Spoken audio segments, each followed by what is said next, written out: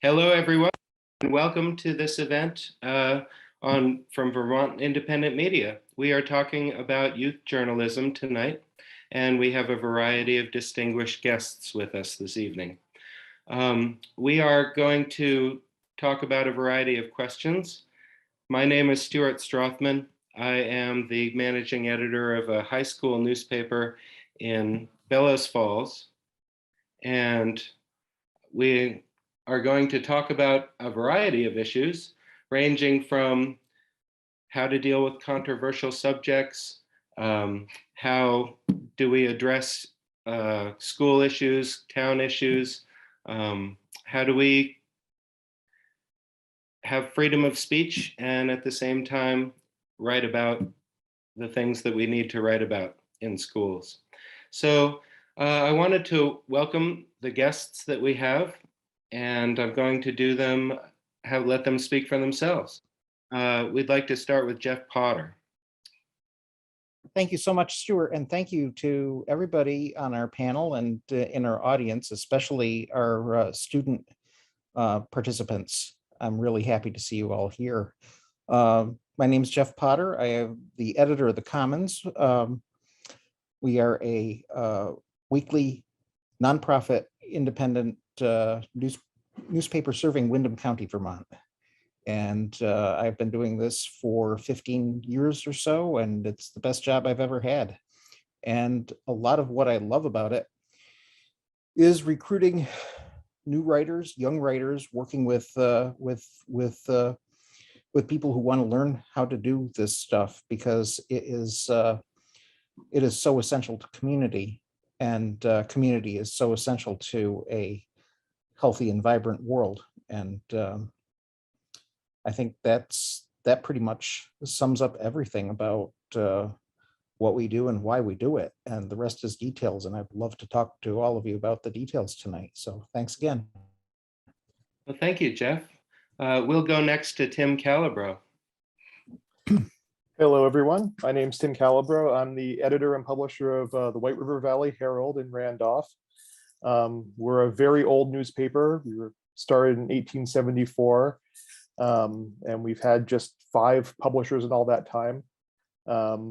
I got my start at the Herald when I was a senior in high school, and I became an intern there doing photography, and never managed to escape. So I'm there to this day.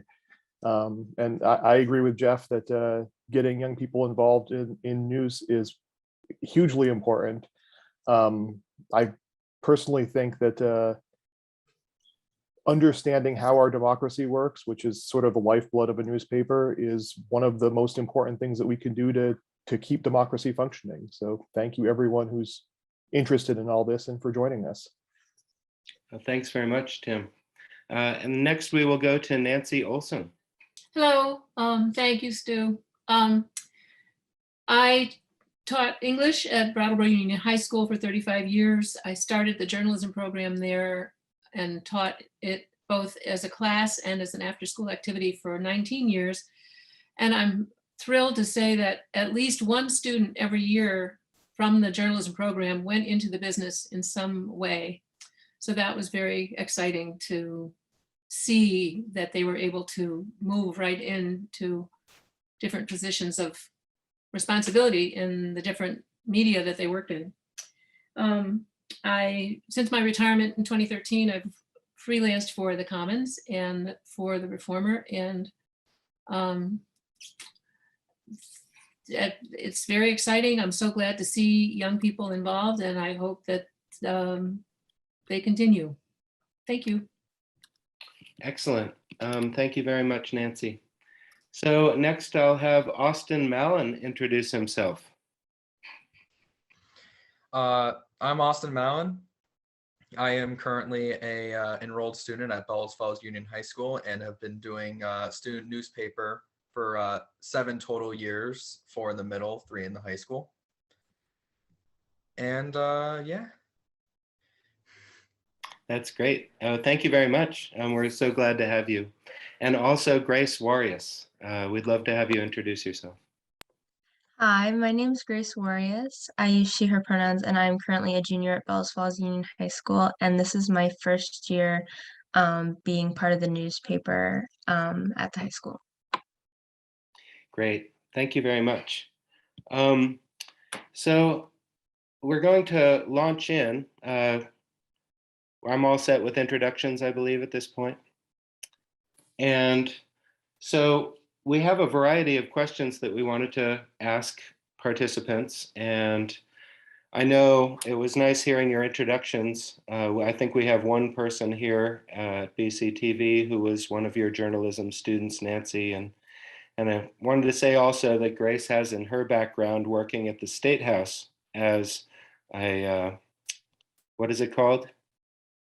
A legislative page. Yes, so some background there. The first question that we wanted to talk about had to do with dealing with controversial topics. And as high school journalists, and also middle school journalists, I've done a variety of newspapers, actually. I worked for the Guilford Gazette for 9 years, starting with Becca Ballant in the editorial department and then moving over to production. And then Putney Paper was an after-school newspaper that we did for 3 years. Both of those had business departments. And then now the Terrier Times at the middle school, and then now the Howler at the high school. And so topics have come up where, you know, it's a kind of a delicate thing. Do you cover it? Do you not cover it? How do you talk to the administration about the issue? And how do you make sure that people are being heard while you don't step too heavily on at school?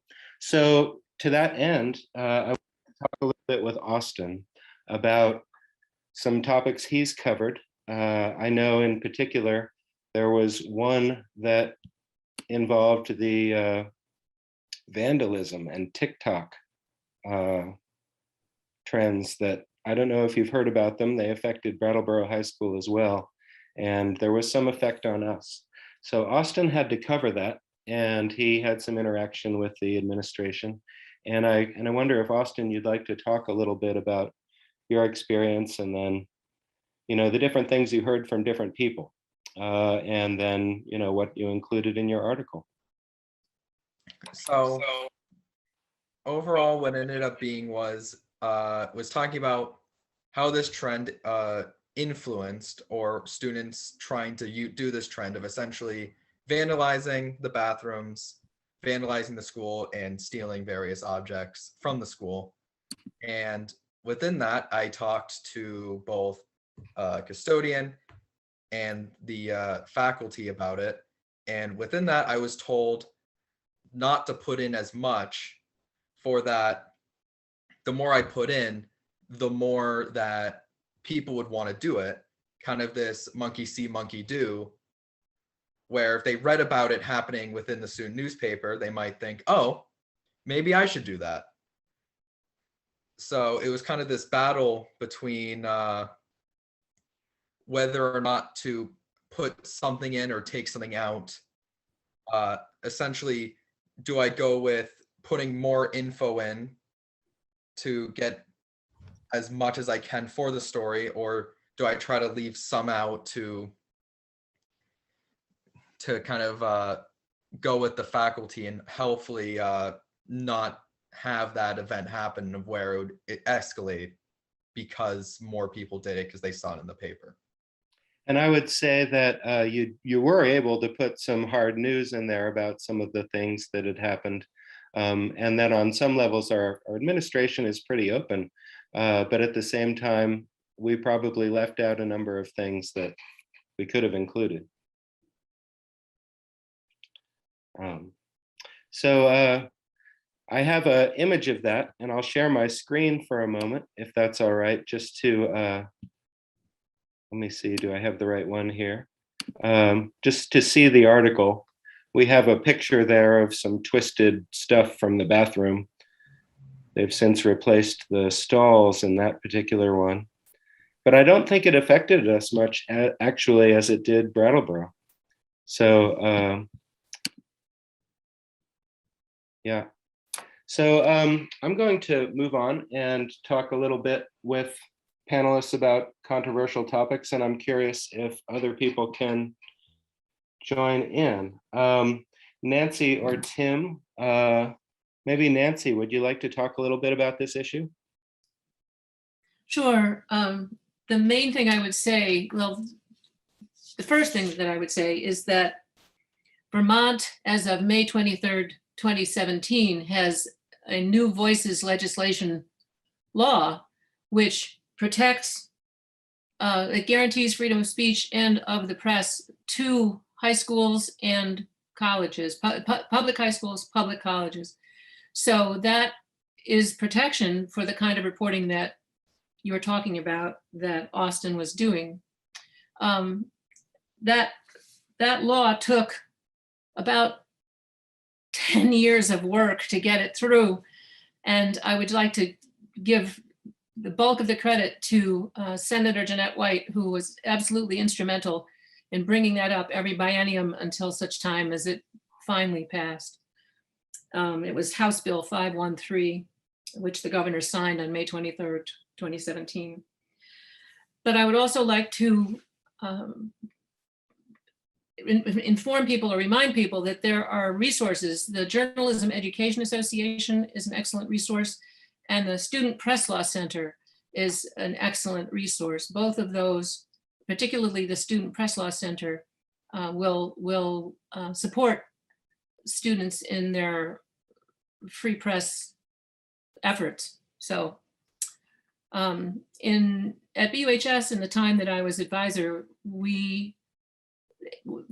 probably the most controversial issue that we covered was dropping the image of the Colonel, our mascot. And that was huge, and over several years of effort. And it was actually finally Principal Jim Day who was successful in dropping that mascot. And it was interesting to me that he was a principal from outside the area. So he came from Keene. And I think that really helped him see more objectively. And we were able to, the school board was able to move past attachment to the history of that figure in the area. So that's the most controversial thing we covered, and we were not restricted in any way. That's great.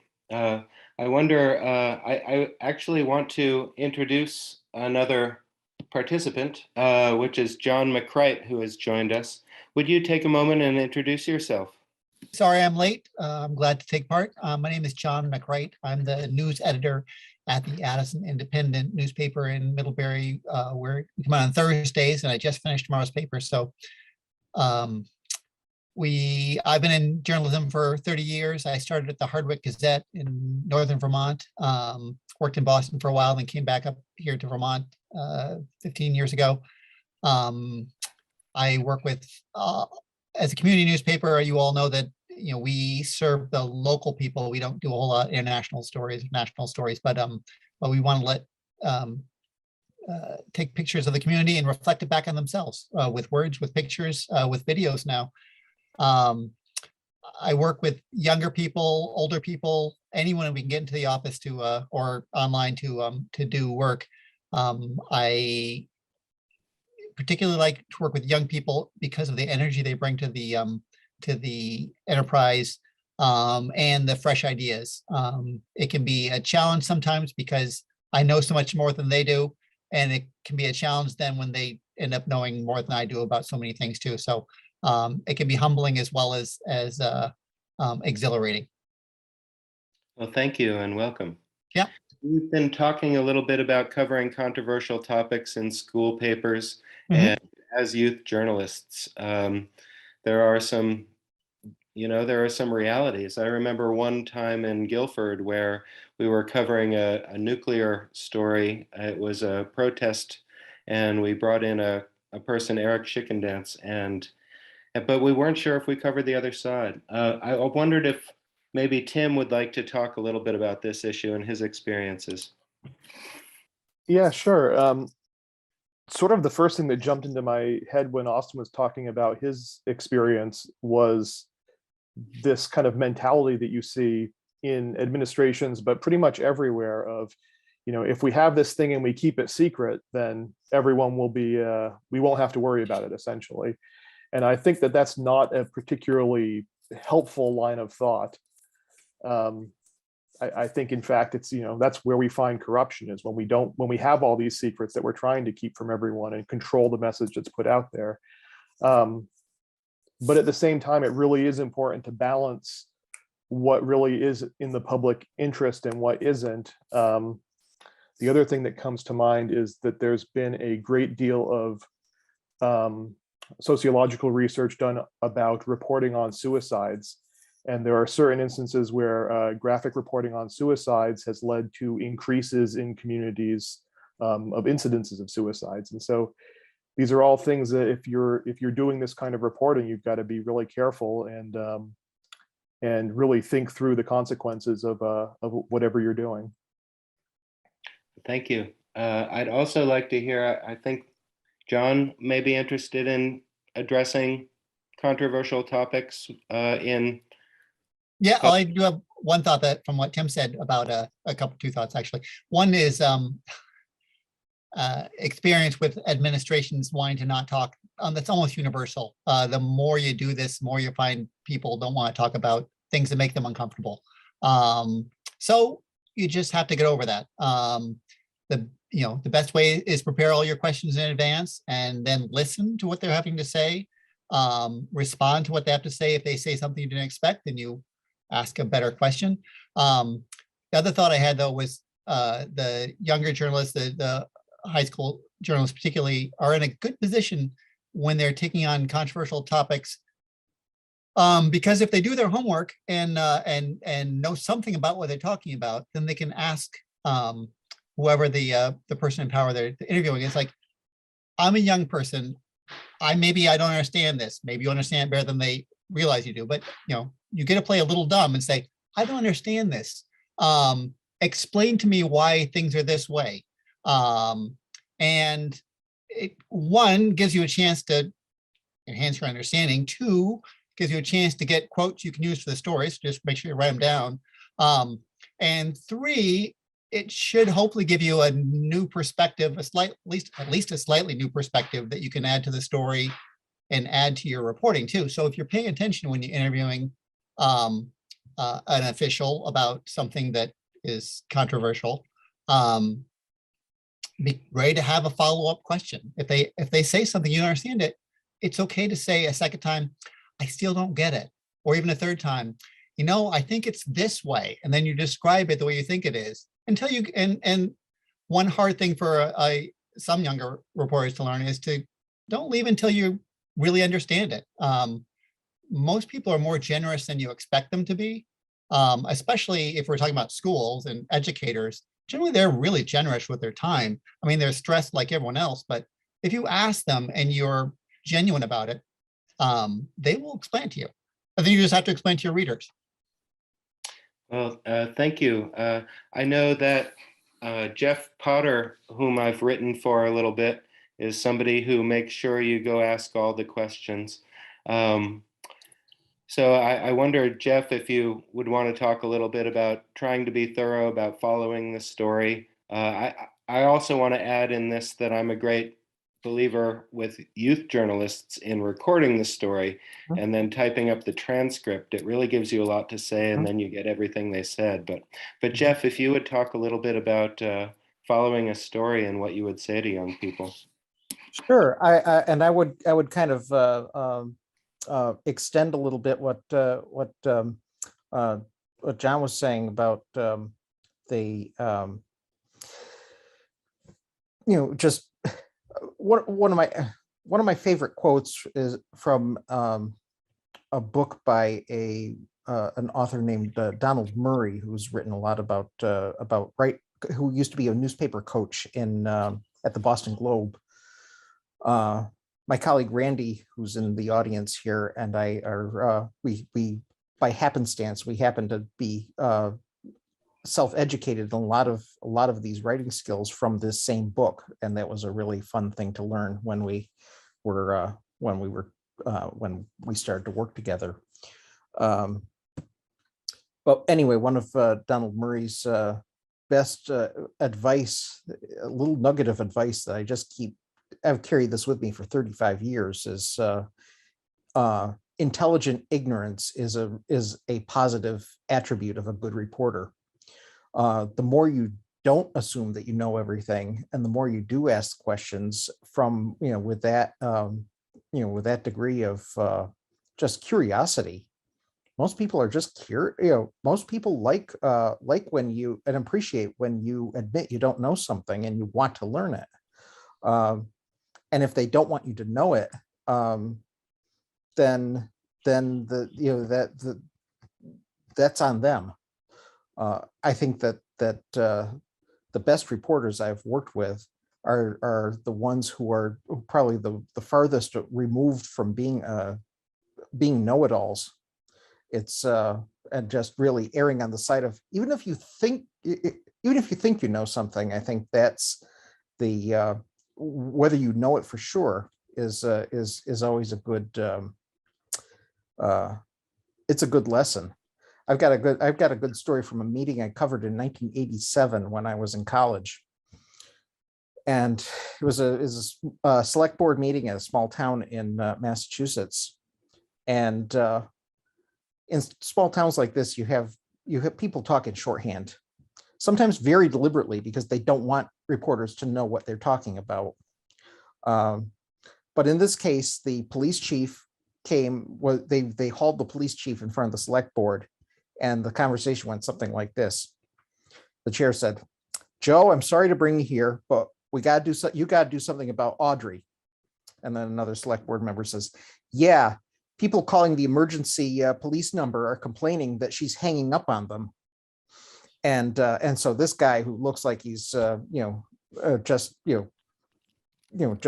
this lumbering guy with arms the size of ham hocks, is like, starts getting red in the face. "Oh, I'll fix her little red wagon. Oh, I'm so sorry." So it was a kind of a spectacle. And after the meeting, the reporter for the daily paper blew away to and I just kind of hung out with the select board as they walking out of the town offices, and I said, "Oh, by the way, the Audrey that you were mentioning, is that Chief Judd's wife?" And they said, "Oh, no, she's the dispatcher for his gravel business."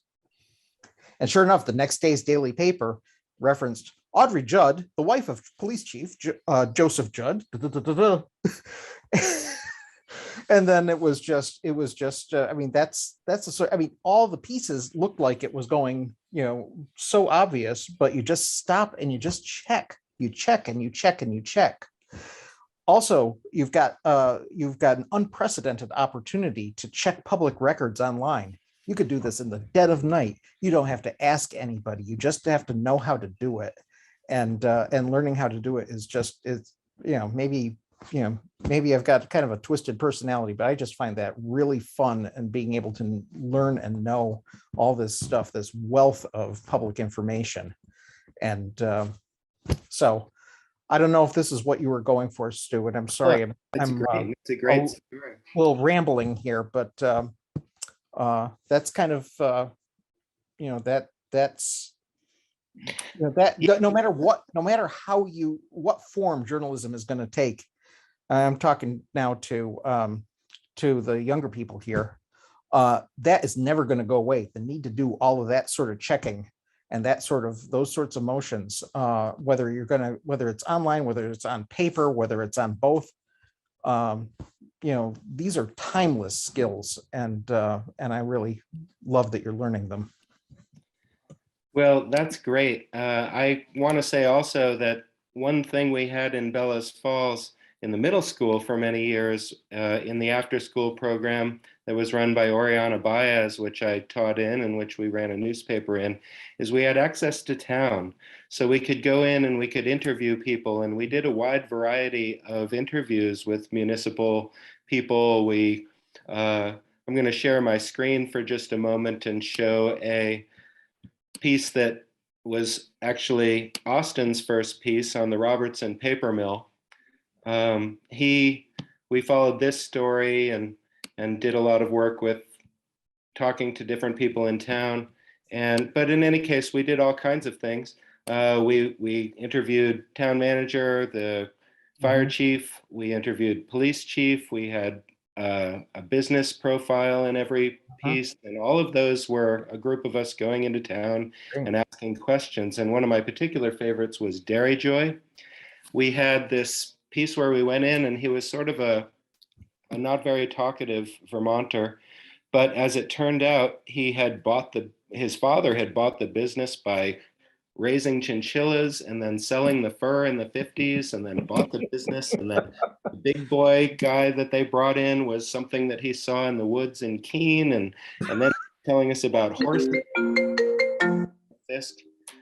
Sorry. Oh, that's all right. Oh, wait, you're all set. So in any case, it just turned into a really good story the more he talked.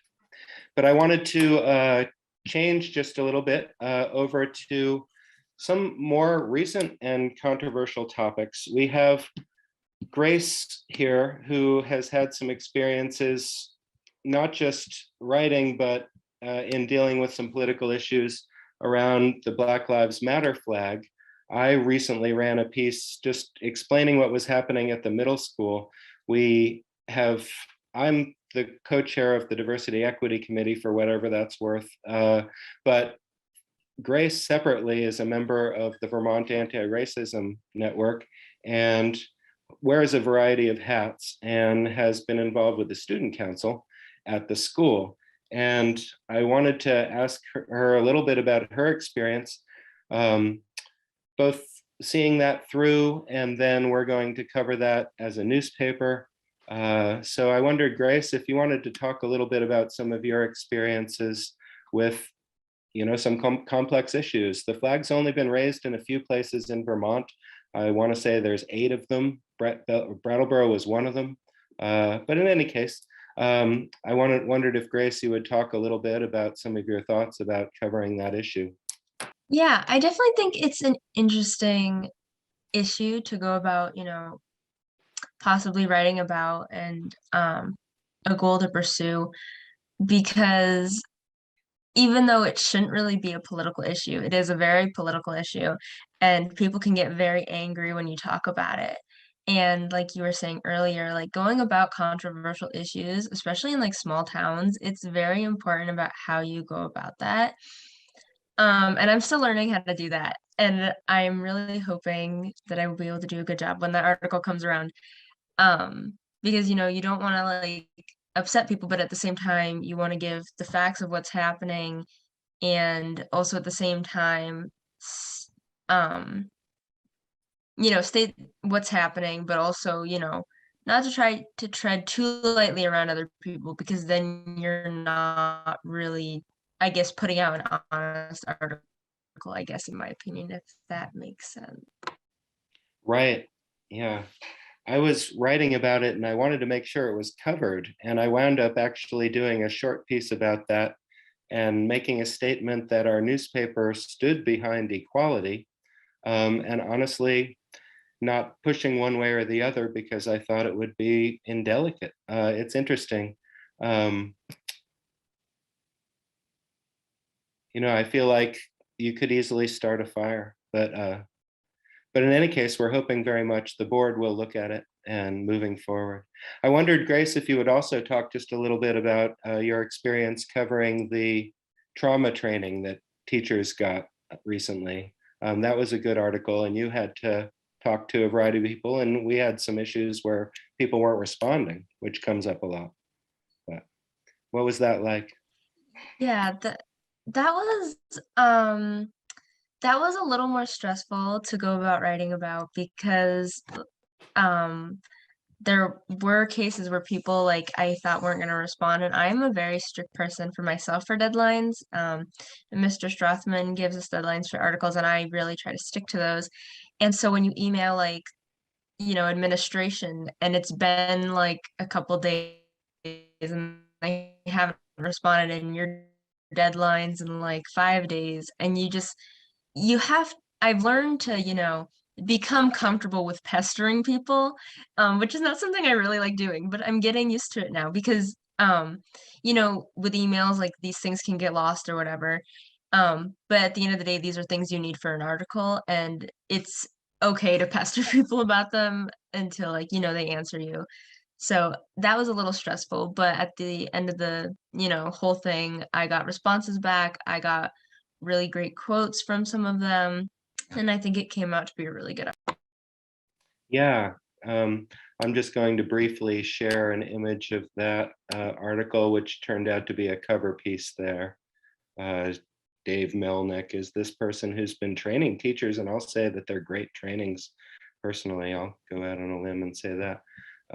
But they teach teachers a lot about how to respond to behavior when it's coming from trauma rather than a sort of a need for attention, traditional misbehavior. It's a good topic, so it worked out really well.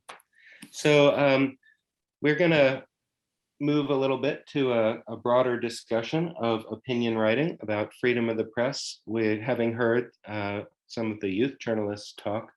I'd like to go to Nancy a little bit, and you may have some, I know we've talked a little bit about freedom of the press, but I wondered if you'd wanted to talk about some of the things that you've experienced, I don't know, relating to this issue. Relating to the issue of, Well, I don't know, Black Lives Matter, or oh, okay. I mean, I guess, I'd love to hear about some of your experiences through the Colonel's change. That took about 3 years for the Colonel to finally be dropped. I had moved to Vermont in 1972 after living in Atlanta, Georgia for 3 years, and Richmond, Virginia before that for about 5 years. And when I first saw the high school mascot, I thought, what the heck is a Southern Colonel doing in Vermont? But I talked to one of the people who was a student. He was a student in the first class to graduate from BUHS when it was brand new. So it was the class of 52. And he said, because we were the first class, we were given the chance to develop the mascot and the motto. And because we were in Southern Vermont, we decided to call ourselves the Pride of the South. And then, we looked around for a mascot, and they chose the Mississippi Colonel, the Southern Colonel. So that seems to be how it happened.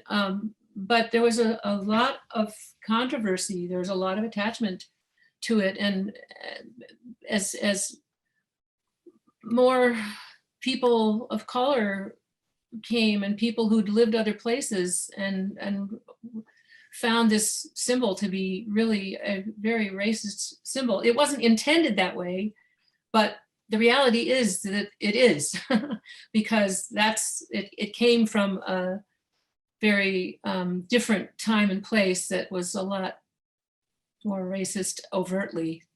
So anyway, the students who covered it, that we had at least 2 or 3 school-wide meetings that were moderated by Charlie McLaughlin. Student reporters covered those. We talked to administrators. It was a long process. And actually, the paper at that time was called Extempore, EXTEMPORE.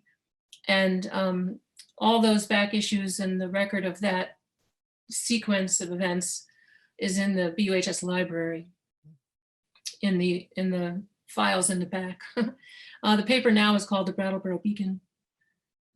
It's well, if I retired in 2013, so it's been the beacon since I retired. So I guess the main thing was that the students stayed with it. The reporters stayed with the story over several years, and I thought they did an excellent job. We never had any complaints about the reporting. That's great. And I want to say also, as a person who's been involved with local historical societies, that the record of periodicals from high schools is a very, very valuable record, or from school newspapers. In many cases, the town's history is represented by the papers that are there. So I'm sure that record is very valuable. Well, it's interesting you say that, because several students who had been on the staff, who had gone on to college and were working for their student papers in college, a couple of them came back and wanted to use the historical record for articles that they were writing at their colleges. So it was used that way. And in writing the history, I was involved in writing the history of Putney.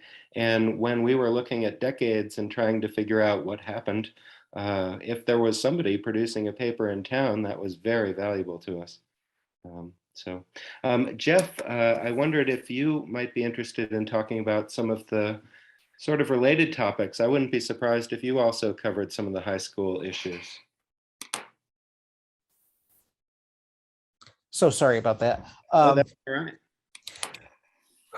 Um, Did you cover high school issues I'm sure it's come up. Oh yeah, we've had a few here and there. We've got a lot going on now that with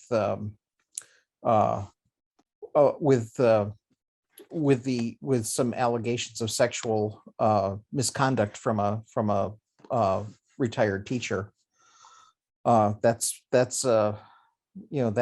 been a very difficult and awkward and essential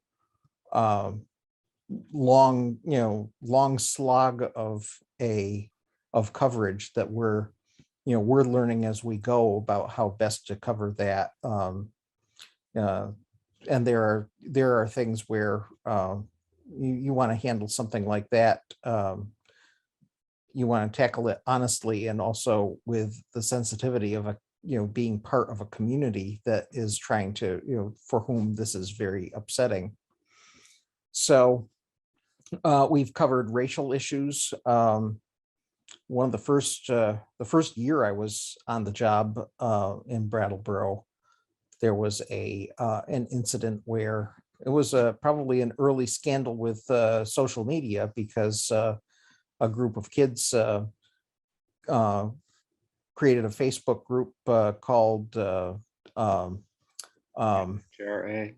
Yeah, NHRA, the N-word hanging rednecks association. That's right.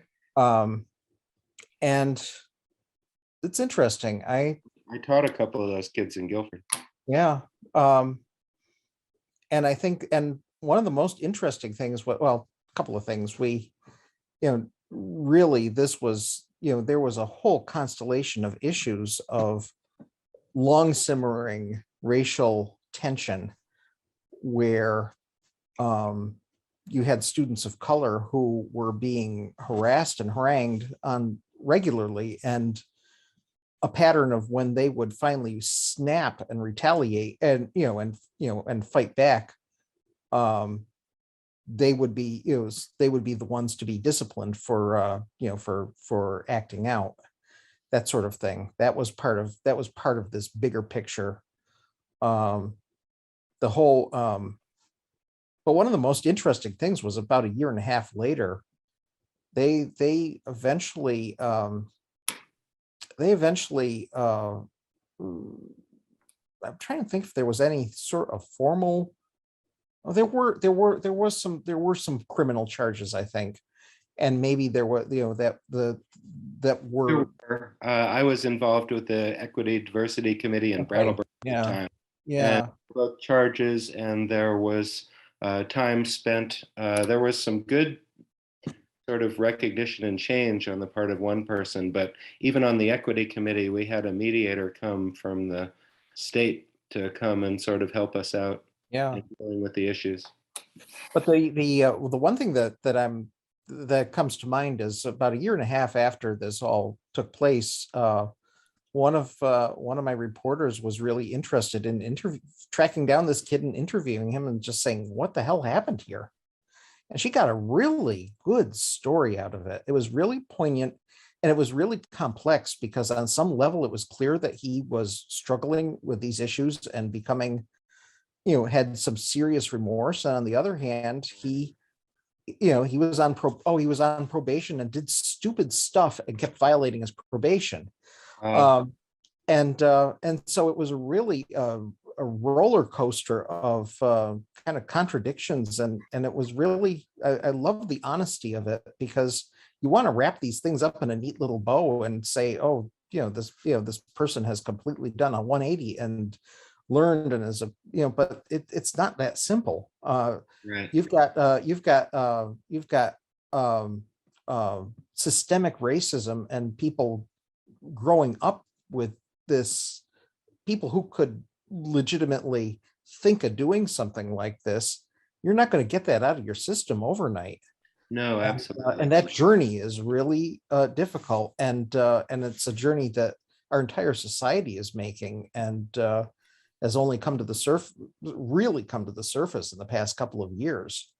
So it's an exciting time to be watching how schools are coping with these social issues, and I would love to I would love to talk to both of our students at some point if you want to get involved with the Commons, because we need more young people and more conduits to what you all are going through and thinking. Well, thank you. Not to put you on the spot publicly, but yeah, then they may be able to follow that up. I wouldn't be surprised if there's some good stories in the offing. yeah. But I will say that person was a bit of a follower, and and one of the things that we deal with is who's going to follow what story and what's going to be popular. I wondered if, Tim, you would like to talk a little bit about any issues you've covered related to life in high school. Oh God, I mean, there are a million, and we have a small army of intrepid young reporters who check in from time to time. In fact, Mary Waterman, who's their ringleader at the White River Valley High School, helps us a lot with that. She's in the audience right now. One of the things that struck me about what Jeff was saying is that a lot of these stories are not individual events that you cover once and then you do it and it's done. They last years or decades, and in a school setting, that means that you're not going to cover the whole story while you're in school. I mean, you've got those 4 years, and then you're out of there, and another generation's going to have to back clean up for you. And that's, with issues as systemic as racism, sexism, those are things that don't go away quickly, and that we're seeing generations of reporters who are reporting on that at professional newspapers. That can be an entire career. One thing, just to be slightly more specific on the mascot stuff that Nancy was talking about with the colonels, this is something that's ongoing in Randolph, in our community here. The school mascot here is the Galloping Ghosts, which the name by itself isn't necessarily problematic, but the symbolism that was involved was a man in a sheet riding a horse, which has some pretty heinous allusions to the Ku Klux Klan. And there was this massive mural painted on the gymnasium. And one of the things that I think Nancy touched on this side of it is that people's feelings about school mascots can be complicated. It's difficult to find a point in history where people intentionally put a mascot forward as a racist symbol, at least in the research we've done here. but times change and people's opinions on things change. And there's been, from the beginning of the movement to get rid of that particular mascot, which they did last year, that's long-term reporting that has to be followed all the way through. Great. And I wanted to squeeze in a comment from John also on high school topics before I went to a little discussion on our experiences gathering news and how little time we have at school. But John, would you be willing to talk a little bit about some of the things you've dealt with that relate to high schools or youth? One story we did, I know, was we had some high schoolers cover a shooting, not shooting, but a gun rights story. I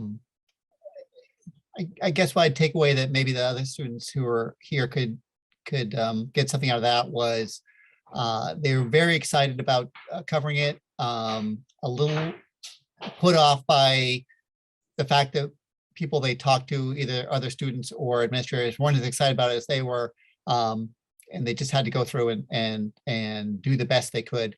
The points that several people made about things don't wrap up at once is something, particularly with the younger reporters, you have to remind them that, you do a story, it can be a good story, it can be a fine story, and it's not over generally. Even funerals aren't over. I guess my only point is that don't get discouraged if the first story isn't your best story, because there's going to be more. That's great. Yeah, so very encouraging. So I'm going to shift a little bit to talking about some of the time limitations and some of the difficulties around logistics for running school newspapers or handling youth journalism. There are issues that may come up later in the conversation around internships or how to get involved in the community. But I think I'd like to talk a little bit about, with our student journalists, a bit about the time limitations. But before I do that, we have a question from the audience from Mary Waterman, who wants to make sure we know why students are getting involved. So I think what I'd like first is to hear a little bit about why you're interested and involved in youth journalism. And I think I'll go to Grace and then Austin. But and then after that, we'll talk a little bit about some of the limitations we have and the limited meeting time and that sort of thing. But Grace, what motivates you to be a journalist, and why are you involved in some of the political things that you do? So I didn't really know that journalism was something that I love doing, because, at the middle school, I knew like Austin was part of the newspaper, and like I saw them write it, and it was like, oh, that's really cool. And, I would read it, and it was like what they wrote was awesome. But it wasn't until this year at high school where Mr. Strothman was like, hey, you should come to this meeting, see if you want to join. And then I wrote my first article, and I ended up loving it. And I think it's a way to like cover issues I'm really passionate about, and to know that like people are going to read them. And for like other things I'm involved in the community, I I think it's just a really great way to bring about change. Like, be the change you want to see in the world. Like if you don't do it, who knows who else is going to step up. So I love that about it. And also just on top of also, writing in the newspaper about what I'm doing in the community, I think it really helps put the word out there about what I'm doing. So That's great. And Austin, you came to me as a fifth grader, and we were just starting a brand new newspaper. So I had been at the middle school, and I had finally sort of succumbed to the amazing Oriana Baez's sort of beckoning, come do this. There was a little bit of a newspaper. I had run the Gazette and the press in Putney, and so then we started. But you were a fifth grader, and we had like 3 people. So I wonder if you could talk a little bit about your experiences there, and then kind of things that hooked you along the way. So I think when it came to being in 5th grade, it was the first time being within a middle school and the AIM after school program. And we had this whole list of things, and the idea of being on a newspaper or the student newspaper interested me at that time, because that was when I was kind of like I liked writing a bit. And I just thought, hey, I should try it out. I went there. I think 3 people in total. Yeah, and sometimes 2, often 2. And we really grew. It was great. It started off small, and then as it went on, it was kind of this, I got to know the community of Bellows Falls more than I had known before, because originally I live in Saxons River. I grew up in Saxons River, went to the school there. So I didn't know a whole lot about Bellows Falls until I went to the middle school. So kind of within the middle school years, it helped not only make me better at writing, give me a better chance at writing, but also helped me learn a little bit more about the actual community that I was in. And then from there, it went into the high school, being able to do being able to write a little bit better, being able to do a little bit more, I guess, bigger stories is the word I'm looking for. Yeah, we had some good big stories, I felt like, in the school paper. And for that, we had a distribution of 500, and we'd spread it around the town. We saw ourselves as a community paper. And we were sort of fixtures in the town hall there. Sheila Neathawk was the town clerk, and we'd show up and say, oh, what's going on? And I remember we did some record searches one time. What are some of your memories about the town vault? I don't know if you can, you were in there with me a couple of times, weren't you? A lot of records. But at any rate, it was really fun just to be regular people who showed up around, like, oh, here we are again. We're looking for stories, or we're going to interview somebody. Let's talk a little bit about some of the limitations we have in terms of time.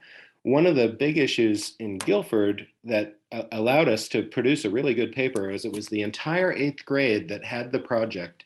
And it was a set day that we had 3 hours. And before that, it was more time. That was an interesting newspaper that came out of a town-wide survey, needs survey. And then they produced a newspaper. I was lucky enough to come into it and learn a lot of things. But we had a set aside time that was for the entire 8th grade, and everybody had a job. Whereas in the middle school in Bellows Falls and in Putney, we had an after school program that, a couple times a week maybe, and then in the high school, really we're down to a terrier time every couple of weeks, but then we do a lot of individual meetings.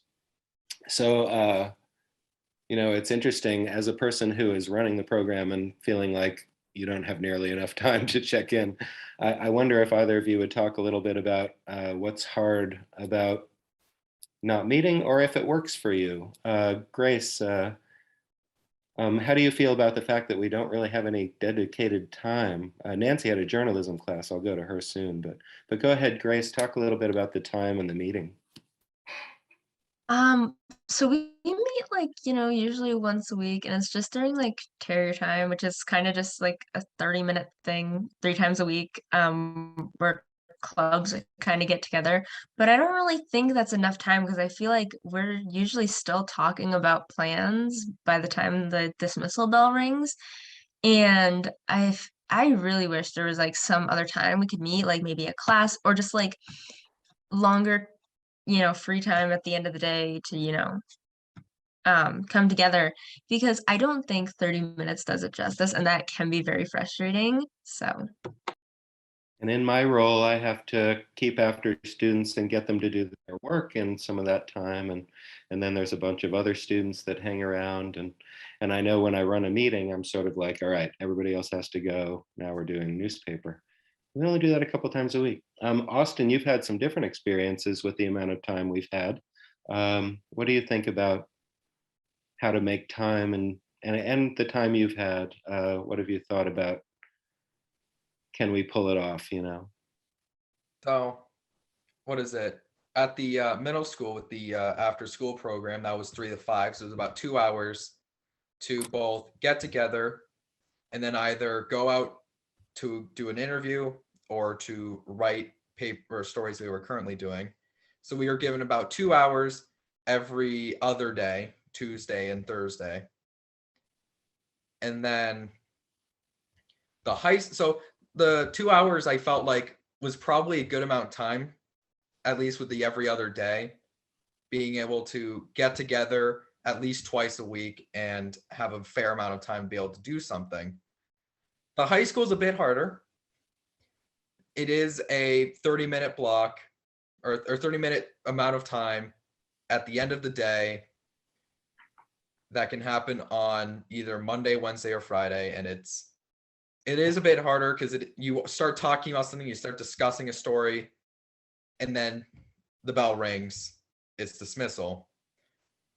And I don't feel like there's quite a bit enough time to be able to really discuss and write within that time. And it gets a little bit harder with trying to plan stuff out, because you'll have a fair amount of people who are wondering, hey, what should I write about, or who should I talk to? So I feel like the 30 minutes isn't quite enough Right. for Yep. what's going on in the high school.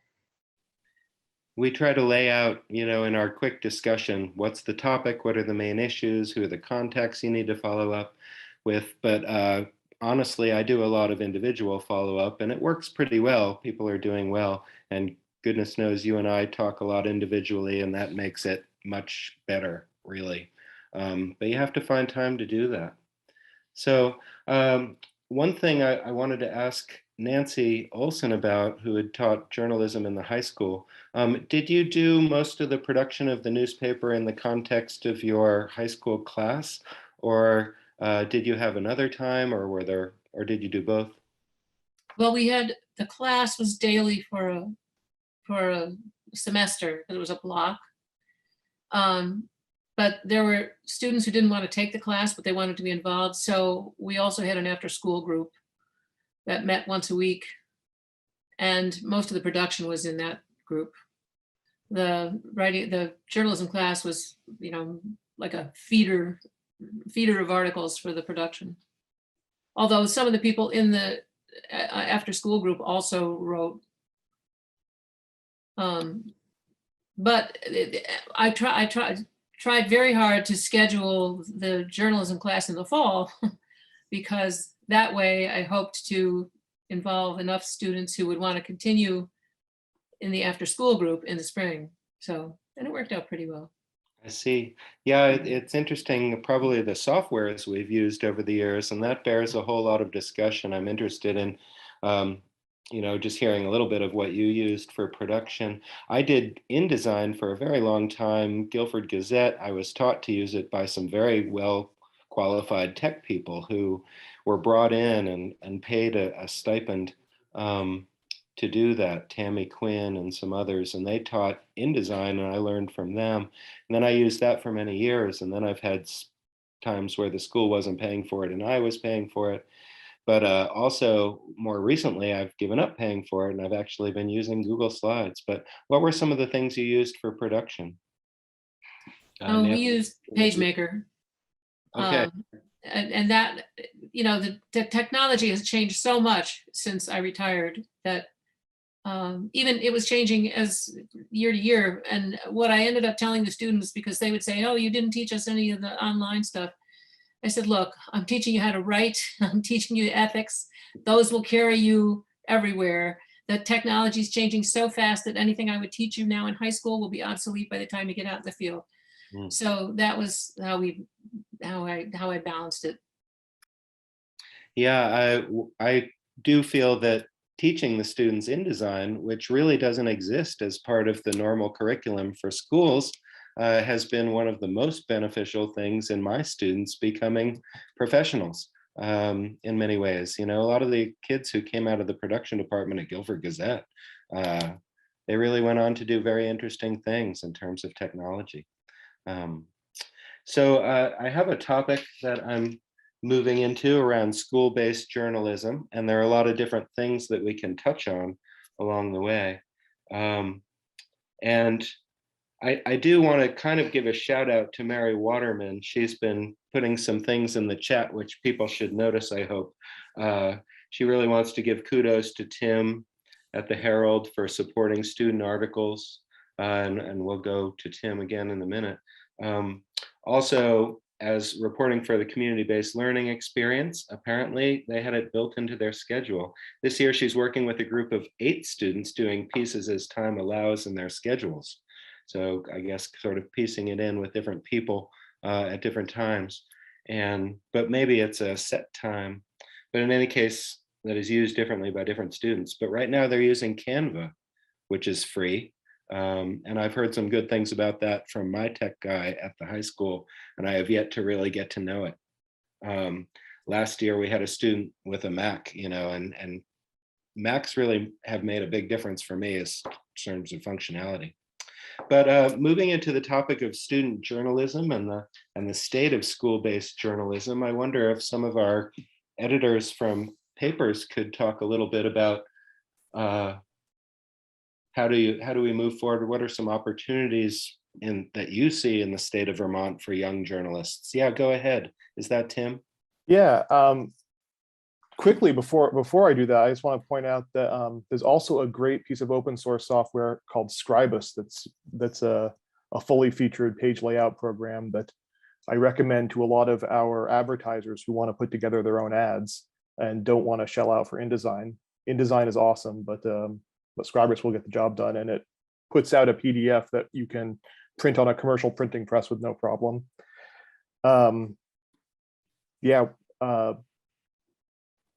Getting back on track. Yeah. Oh, sorry, someone's asking me a question in the chat. How do you spell Scriba? Yeah, Scribus. Back to the student side. Where do we go to from here? I was going to say kind of early on, I think it was when we were just talking about the students doing on student newspapers facing pushback from administrators. The first thought that came to my mind was, I bet if any student anywhere went to their local paper, that paper would love to have them come in and work with them on whatever project that they are facing. And that's one of the things that I do tell students when I meet with them early on in the year is, you can report on anything you want to report on. The more complicated it is, the more we will want to be involved to support you in that, because that's, we have some experience we can share, but you're very capable of doing the work. That's great. And I wonder if Jeff, you would talk a little bit about what you see in the Brattleboro area. I gotta say that I'm perplexed because I've reached out a few times to, well, let me back up. After Nancy retired, we had a couple of interns from BFUHS who were phenomenal. And they took the initiative to redevelop the paper into a broadsheet and rebrand it and all that. They built it with our Commons template and customized it and I tried to mentor them throughout the process. And after they graduated, it has been radio silence. I have reached out probably 5 or 6 times over the years and said, hey, we would love to, anybody who's interested in doing this professionally, if somebody gets fired up about it, we'd love to see them in the newsroom. If you've got students in layout that have questions,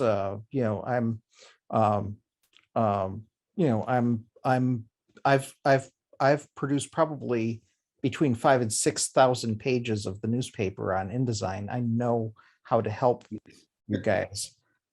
I can't even get them to respond. And that's made me give up on really trying. Because it's hard enough to do this without having to beg people. But if we love having young people involved in this. We love having students. Not only are they a conduit to the schools, but you know, I'm a 56-year-old dude with no kids. I mean, I am getting increasingly distant from this, from the relevance of our generation and the generation of kids in school and what they're facing. We love to have that lived experience reflected in our pages better. It's the more that we can integrate with schools, the better. And Stuart, I'd love to reconnect and get you guys involved with what we're doing. And if anybody out there from other schools, if you have questions or whatever I can do to be a resource in the success of your program, that's literally part of our mission at Vermont Independent Media. We would love to be able to help you with things like that. And I do want to say that Vermont Independent Media has been the impetus for this event, and has Jeff Burgess from the board have reached out to me, and so it's nice to see this connections being made. I wouldn't be surprised if among different editors and people who work at different papers here on the panel would probably say a similar thing about people in their areas who may already have relationships and that sort of thing.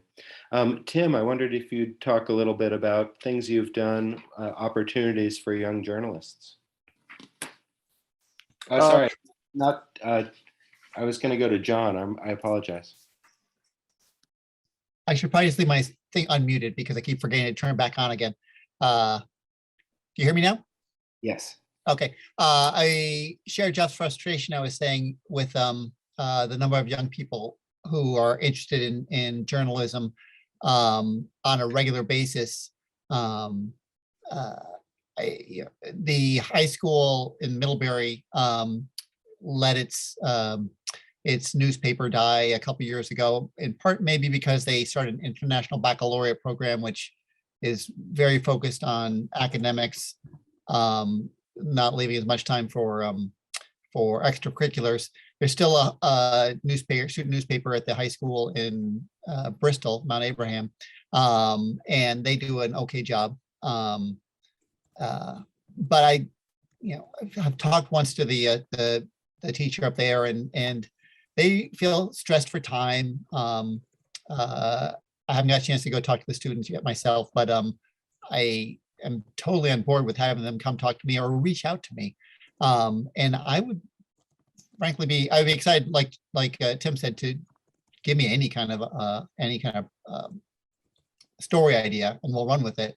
But if students are interested in social media, I think they should start their own newspapers online. Make it professional, though. I mean, give yourself a regular schedule, a publishing schedule. Give your time you need to do reporting, and give yourself a certain number of pictures you're going to have, and make it something, a part of your regular life, but put it online. It could be a website, it could be a TikTok.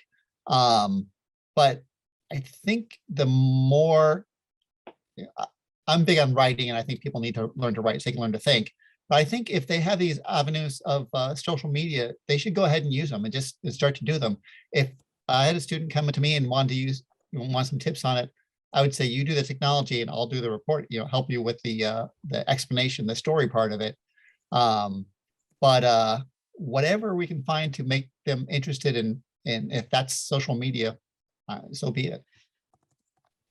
Yeah, and in some levels, I'm sure many students are doing that. One thing that I've seen over the years at times in my own high school, where my brother and sister were editors of the Greeley Tribune back in New York, there was an offshoot that was sort of a side paper that was produced that had a different focus. And we've also seen in the middle school occasionally another paper will crop up that'll be sort of a bit of a gossip rag, which is always kind of neat when you know there's sort of a culture thriving at that point. So definitely interested in talking about a little bit about before we go to questions from the audience. And actually, there was a comment in the chat that I thought was interesting. There's a student from Landmark College. He is involved in a newspaper that's produced by Matt Gander, who's done a number of feature articles with his partner, Chantilly, for the Commons. And he is a professor at Landmark College. But in any case, the student is talking a little bit about his experience maintaining the student newspaper. It's a big challenge. They have a senior seminar class and do it as part of that. They've had a print student newspaper apparently since 2001. I actually ran a newspaper there for a short while in my English class. It was like 1998. But he says the biggest challenge they've had is sort of maintaining a staff. But they've gone digital. And that was an interesting issue for our group at the high school. We had gone digital, but it was our perception that nobody read the newspaper. And that went on for like 2 years. And people would sort of do these stories that were, not really deep, but they'd have a thing to put on their college resume. But I didn't think, the diagnostics for the website were very limited. So we actually went back to a print publication. So at any rate, just a very interesting topic, and maybe we'll get another question from that person as we go. And I also want to point out that there's some good discussion about software in the chat for people who may not have seen it. But I kind of want to open this up, and I'm not sure who might want to respond, but there's this idea that youth are the future of journalism, and they're the ones who we hope will save local media. We don't want to necessarily be prescriptive. We'd love to see people kind of getting out and making the difference there. I wonder about this idea of youth saving local media. It's funny, as a teacher, I feel like a little protective, like don't expect too much, but at the same time, it's really true. And I don't know, the youth saving local media, to me, that's a big question. Maybe I'll just go ahead and try John. What do you think about youth saving local media? I guess I'm a little skeptical that on their own they can save local media, but I think that youth should be excited about saving local media and surprise me because they do all the time. From a practical perspective, if they would come to me with stories, either ideas or something written out 1,000 pages long, we would put that in the paper and we'd get their name out there and we get their ideas out there, and that would be great. And there are a couple small towns around here that used to have very bad rags, but you know what? They could put their names into those, and that'd be fine. They'd get their names out there and they get their ideas out there. And if there were something really good, we'd pick it up and run a separate story ourselves. So I think the energy of the youth is going to save community, smaller town newspapers. I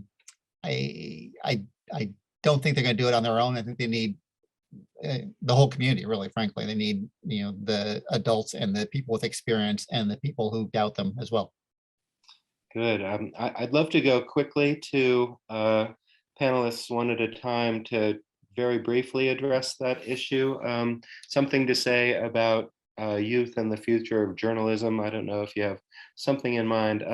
Austin, do you feel like this is an important thing for youth to pursue and lead in? I would say so. I would say it's definitely important for youth to pursue this kind of thing, because not only will it help both the students connect with the community, but it'll also kind of help the community become closer in terms of them getting to know the students a little bit better, and the students being able to get to know the community. And then overall, it might spark a bit more of an interest in just overall the community newspapers, and then eventually would hopefully bring their popularities back up again. Great. And Grace, as a person who I think is presenting to the school board in a week or so, what do you think about this idea of youth leading media and public opinion, or not necessarily public opinion, but journalism? Why is that important? I think that's important because, we are, I guess, we're the younger generation. So like if we don't step up and do something, local journalism might fizzle out after a while, and that would be really sad. People need to know news about what's happening in their community. It can bring people closer together. And a lot of people with local journalism, like you might know the people writing the articles, and that just gives that more personal connection, and it entices people to read more often, especially because there's so many things happening in a small community, and unless you have that local journalism, you're not going to know necessarily that it's happening. So it's a very crucial part of communities that I definitely think should be shown to youth more often, so then we can get more people to want to fight for this. And I'll note also that both of them Grace and Austin, have been on the student council, I think, since they've joined the school. Tim, will you say a little something about the state of youth and journalism and media? What do you see for the future? I am not expecting young people to start storming the castles and single-handedly saving local news, but if they don't care about it, then we're all toast. So I mean, that's really what the future is. If we don't have an ongoing supply of people who really passionately care about what's happening in their own world, then there's no point of having newspapers, and that's kind of all there is to it. Thank you. I'm definitely looking forward to hearing from Nancy, who has a lot of experience teaching high schoolers and now has moved on to writing for the Commons. She and Maggie Cassidy sort of bears mention, who's been doing reporting at the state level after being a teacher there for many years, probably has good perspective on things you would say to youth about the importance of being involved in writing and your community. I always came at it from the writing, because there is nothing like seeing your name in print that first time. As Grace was saying earlier, that when her first article was out, it was just magic. And by coming at it through the writing, you can, sharing your writing in class, revising your writing in class, you begin to have a sense of the impact that your writing can have on other people. And then to go from there to the journalism, that was the path that I tried to walk to help people make that journey. Because the writing you can use forever, anywhere, and then sort of guide people in the direction of using your writing to affect others or inform others. So that was how I approached it. Very good. Remembering those Aristotelian purposes of writing there. To inform, and not necessarily to entertain, but we provide that as well.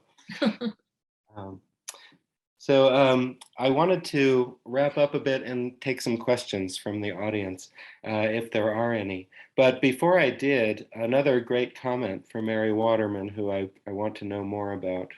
Any rate, in any case, she notes that, and clearly this is a person who is running student journalism programs, and notes that these are products that students wind up with. They have published pieces, juried, they've been reviewed by a variety of people. They develop skills in writing, as Nancy pointed out, business writing, parallel news writing, handling a variety of topics, interview skills. I added a couple things there, but also noting that many of the articles they're used in the school newsletters, so that they can go out in a variety of settings. They can be on the school website. They don't have to just be in the school newspaper, and they're a way of conveying information to the public. Genuine and authentic work. It's visible to the public. And one thing that she notes, and I would say this hasn't come up, but it's something that we absolutely have done. I know Austin can relate to this. We try to keep a positive spin on things. I have students who I feel like we do sports articles and it feels a little hypey, and I kind of tone it down a little, but at the same time, it's a bit of give the people what they want. We had a cover article recently about our football championship, and a lot of great quotes, but you quote people for those things. You don't necessarily say it yourself in the article, I guess. In any case, we're very excited and very grateful for all of these panelists for joining us. I think it's been a very valuable discussion. I think we've really addressed some of the deep issues around student journalism and heard both from youth and from experienced editors. I was curious and wanted to open it up. I'm reviewing my list of people watching and curious if anybody had any questions for the audience. It may be that some people may want to speak up and ask. I'm just trying to review and see who might have any. Or you can put them in chat as well. Let me scroll down here. Oh, how can we make them care?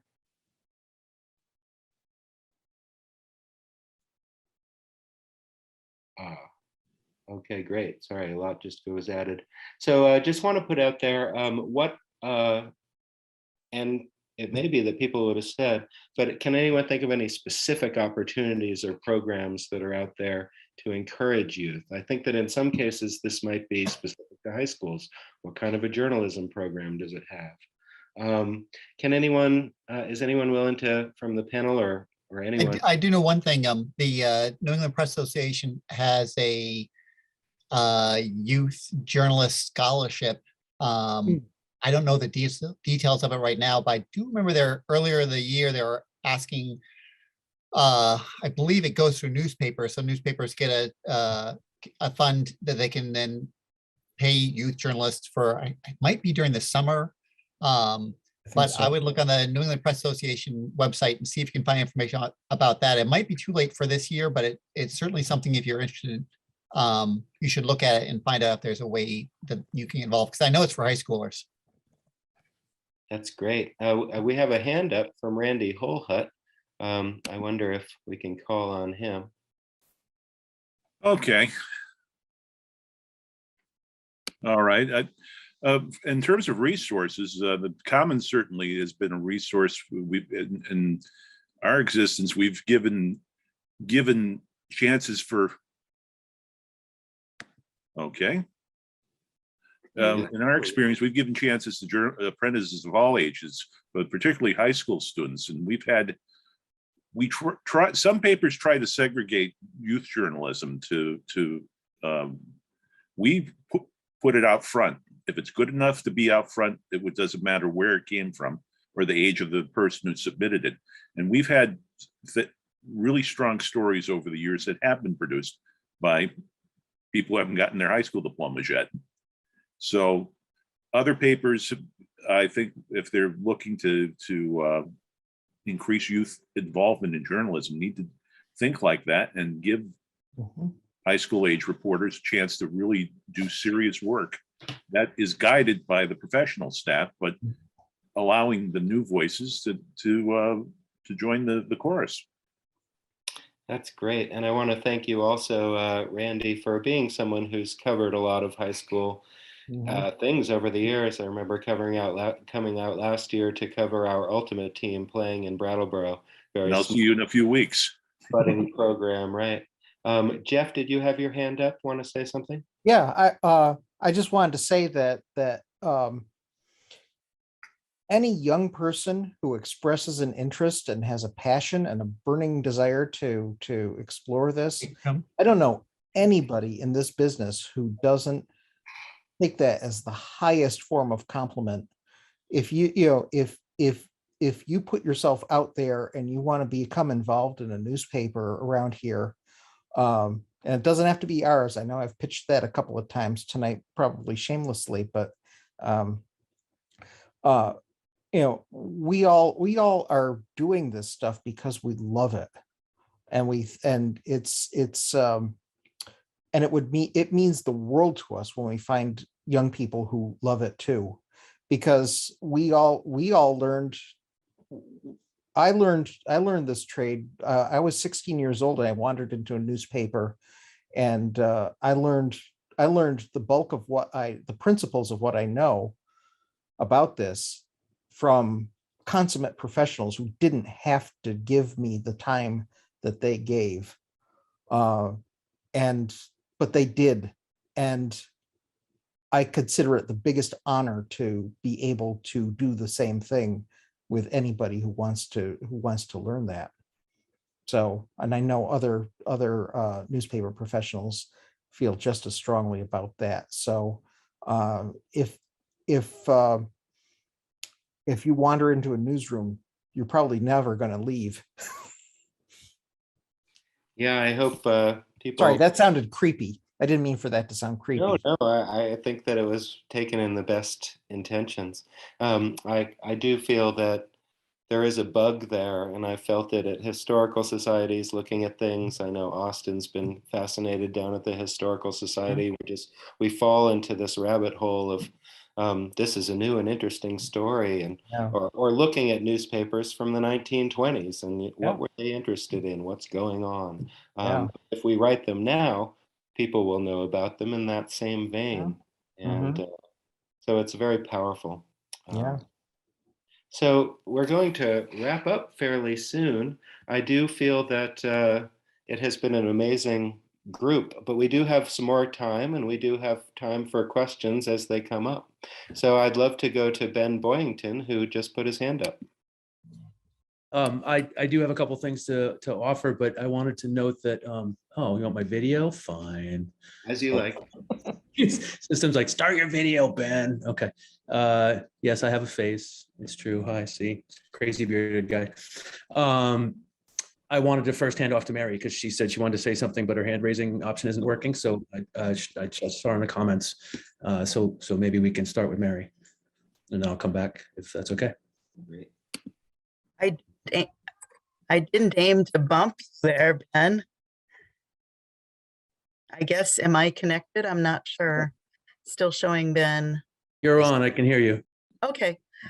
Just a really quick comment. So one of the things that's helped us over the years, I've probably had student news reporters. I've been 21 years at the school, and I've had news reporters probably since my third year there, when a student was interested in journalism and was the first one to start the relationship with the Herald.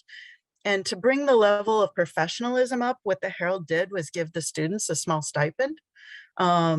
You know, and it's enough that creates a value added in the student's mind. You know, I get a little stipend for what I'm doing. And then later the newspaper got added in because we had so many pieces. So some years students do the community-based learning where it's right built into their schedule, where it's easier for them to budget time to do more writing. Other years I have students that want to do just a smaller piece. And so, you know, we build it into the schedule, and they just maybe only write once a month for the Herald.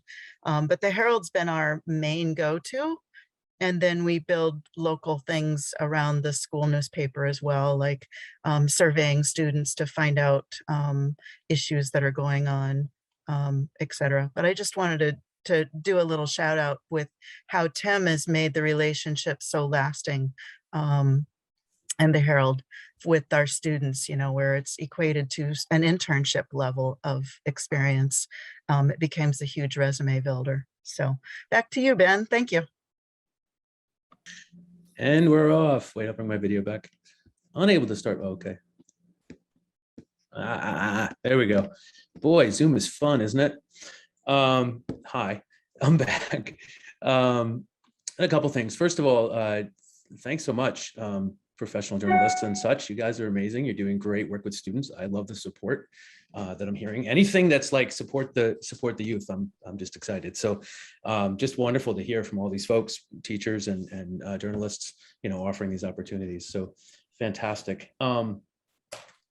Someone asked earlier, you know, how do we get students to care? And I think I wrote it in the thing there, but I think it's like, I think kids today, students today, young people today, all, you know, age range, but care about so much. I mean, I just feel like I watch, you know, kids in action, young people in action, and I'm stunned at how involved it seems like so many are.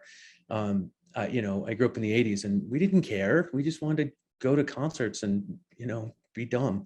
And so that's not true. I mean, there were people, but I just feel like it's so much stronger now. And one of the things is like, some of these students, given the opportunity, if they're involved in some kind of activism, you know, as Grace was saying earlier, like being able to write about things that I care about, right? How do we open those doors? And part of it is to just kind of tap into those passions. And I forget, I think maybe it was Jeff who said, you know, if you go to a newspaper and say, hey, I want to do some work with you, you know, local newspaper's going to go, yeah, cool, let's do it. And it might've been Jeff or somebody else who said, and we'll support you. Maybe that was John, you know, and we'll help you with those parts that are new to you and those, you know, like, let's do work together. So I think that's really powerful, is to open those doors. And I was thinking about classes, you know, journalism classes, courses, and I hesitate to say this being an educator, but I feel like they often don't work, you know, that it's not, then kids are in there to get a credit or to, you know, pick up an elective or, and some of them care, you know, deeply about the work, and others are just kind of there to show up. And I almost feel like the club action, and I think Mr. Strothman, I think that's what you do, right? Is sort of a stronger forum, because then kids come because they want to, right? But the question becomes, how do you get them to want to? And I think I dropped the idea in the chat about, you know, panels of youth journalists. Maybe there's a group that can do like a student run forum like this that can advertise its panel to different schools, you know, around Vermont or anywhere really. And I mean, it's digital, so we could take it anywhere. Or they could take it anywhere. But, you know, maybe that's an idea. You know, maybe Austin and Grace, and maybe, you know, some folks who would even at other schools.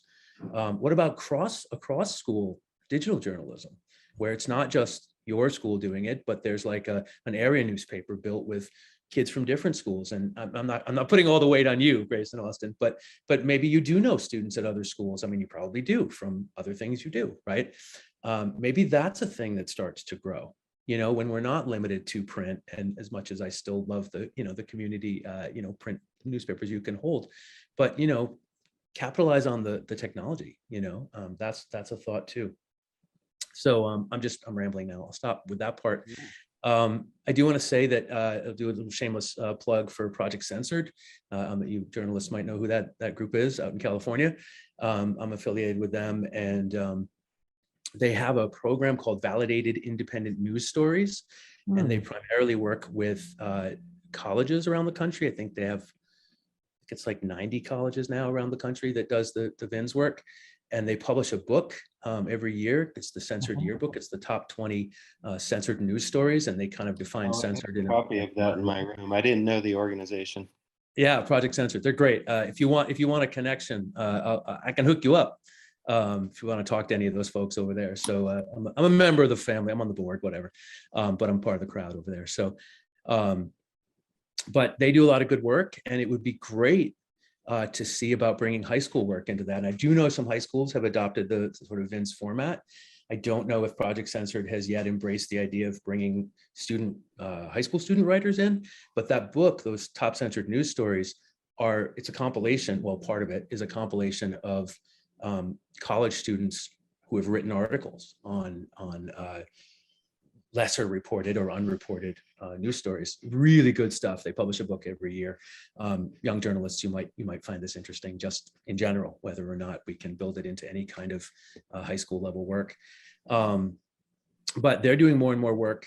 They've created a book publishing imprint. So, you know, they're definitely expanding their work.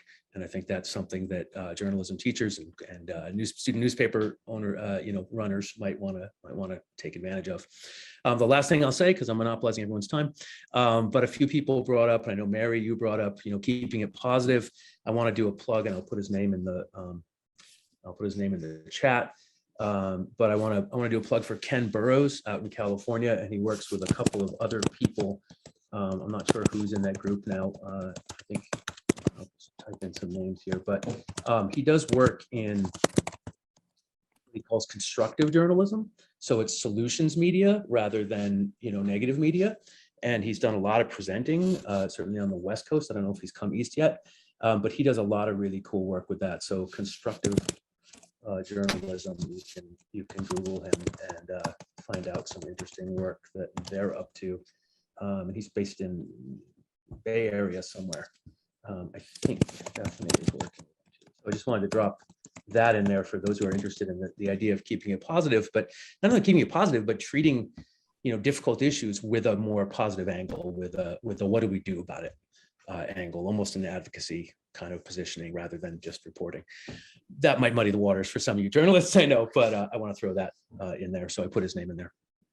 Thank you again. Thank you. Great event tonight. Thanks so much. Take notes from the chat, and it's interesting the gradations of student choice involved in student journalism. I've had both situations where all the 8th graders did it. I've had situations where I made my particular group do it, and we went into town and interviewed people and they loved it, but it wasn't very deep.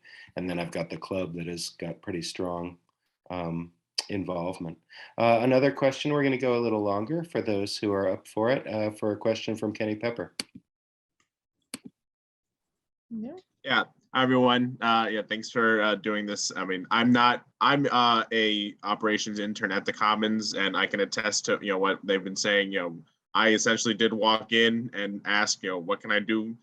I don't write, but what can I do? And they found work for me. So, but my question is, for the journalists, I'm curious, how do you separate your personal feelings and opinions when covering a story or event that you don't agree with and that you have to cover? Looking around, I saw Jeff's hand go up. I'll take him, I guess. Okay, we're pretty soon though. Yeah, I would say we compartmentalize.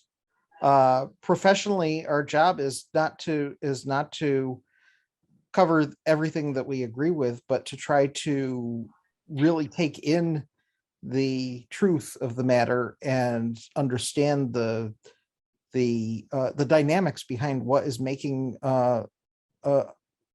news happen, and reflect that in print. And to quote Donald Murray again, to collect, to order, and to clarify.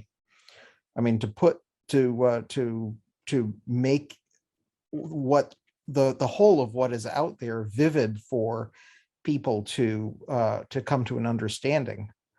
That's the best I could say is that we can't divorce, we can't pretend that we don't have our own opinions. And those opinions certainly inform what we cover and how we cover it, but to the best of our abilities, we really try hard to meet people and to question them, and to question our own beliefs as we're learning more. Never stop learning.